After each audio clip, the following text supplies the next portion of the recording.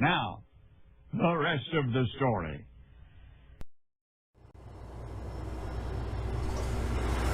Well, I hate to say it, but this is what, more than likely, the last truly nice, beautiful day out in southwest Wisconsin for 2022 looks like. We got 2 more loads to harvest, and this field will be done. This is my field, and as of right now, the yield is doing well. Moistures have been everywhere from 16 to 18%, but when it's looking down the barrel of mid-November, and after this rain tomorrow, they're calling for like highs in the low 30s and lows in the potential teens. So that might put an end to tillage for the year before we even really got going on it, which, you know what, isn't the end of the world. I mean, we got backup plans, and harvest takes precedence. And if we get harvest done and we actually get a window to actually take after tillage, we'll go after it with all cylinders running, and we'll get it done. That's where you see a lot more of the running all nights from me, is usually trying to do tillage and get wrapped up for the year. I mean, I got a bunch of ground that it'll just be hit with a rotary mower. I mean, this ground, I'm planning on this being corn on corn. I mean, 2 years corn, 1 year beans is kind of low-key becoming what's looking like it's going to be more the preferred rotation versus just every other year, you know, corn beans, corn beans. And this was no-tilled into soybean stubble, and it's turning out that the no-till stuff into soybean stubble for sure was definitely the better performers. So this is what this stuff is looking like. Nice heavy ears. I mean, the kernels are awesome. I mean, the plants themselves, I doubt you guys can really see it from up here, and I don't feel like climbing back down there again, but the plants, basically, to get the awesome yields that most guys are looking for, your corn plant really can't see a bad day basically from the day it gets opened out of the bag. And this stuff was planted right, it got fungicide, it got Y dropped, and it didn't get froze off. Well, not technically. I mean, at like way beyond the finish line it did, but the plants, the leaves are still green. The stalks are still very much, I'm a liar. So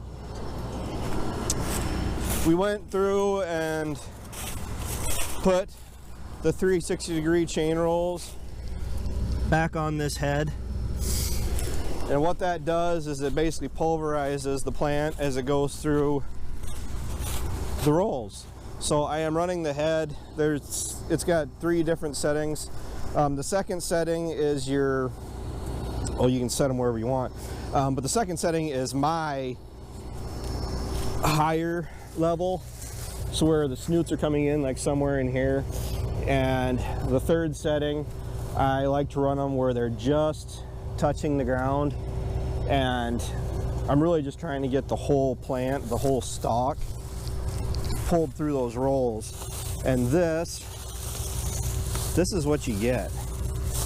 I mean, we got minimal tar spot. I mean, it's not like the whole plants were solid black with it, because I've heard some guys, depending on your hybrids and everything, are saying that the tar spot just hit them really hard. But yes, we got some leaves, and the whole point of these chain rolls, look at that. We're going to use this as an example. It's wet, it's dang near, I can feel the moisture in it yet, but what those chain rolls do is they're going through and they're pulverizing, grinding open that stalk on the outside. You can see where the teeth are coming around right there and right there, all the way up the plant, and that's exposing everything on the inside, so it'll be exposed to the elements, exposed to all the life in the soil. and it allows this to break down quicker. By going this route, it allows the corn plant, the stalk, to break down in, I believe, half the time it takes for a traditional roll, like a factory style roll. And it's releasing the nutrients in the stalk that much sooner and makes it available for future crops. So I'm loving this. I mean, the stuff isn't going to blow away. I mean, it's still, there's enough stalk there yet where I'm not worried about much of a wind really dragging it away. If I can't go through and do tillage, Ryan must be here because the carts are moving.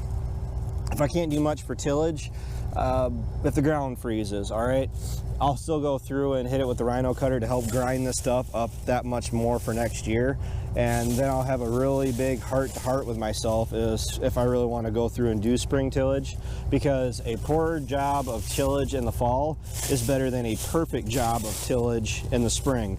And if we get a really bad, I won't say bad, but if we get a lot of freezing, like below zero, and really gets the ground to heave and everything,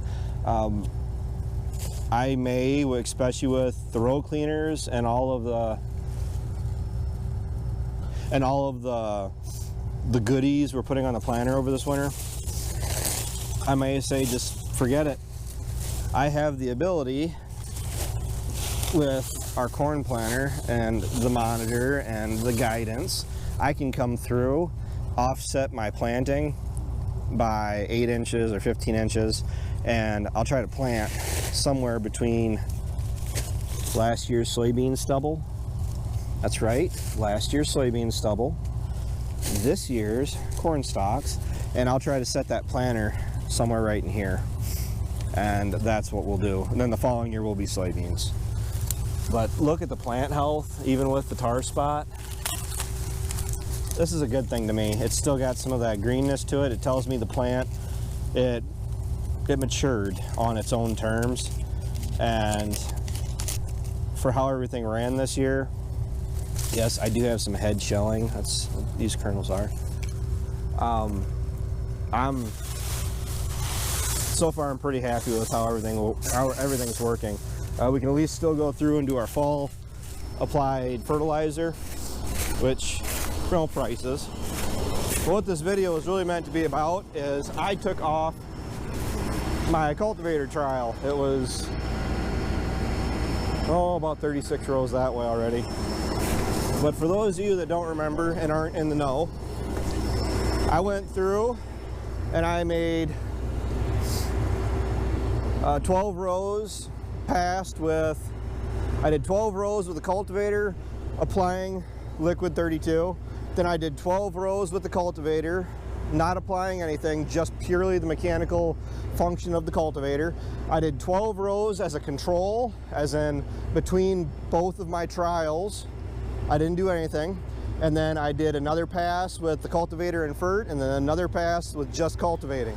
Okay, so it came to my attention that I did not address what the cultivator trial did this year, and I just trailed off in that video. I didn't even talk about what the yields did. So this is a couple months late. This is what, 2 months after the fact of that field getting harvested. But the cultivator trial, it was worth doing. Is cultivating worth continuing to do? Doesn't look like it.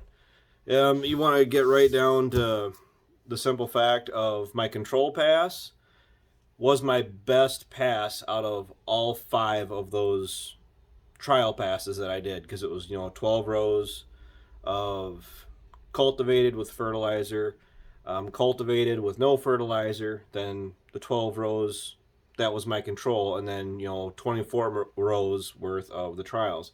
On the monitor, I did it exactly like how it was supposed to be, how I meant for it to be trialed, and ultimately my control pass was the best pass.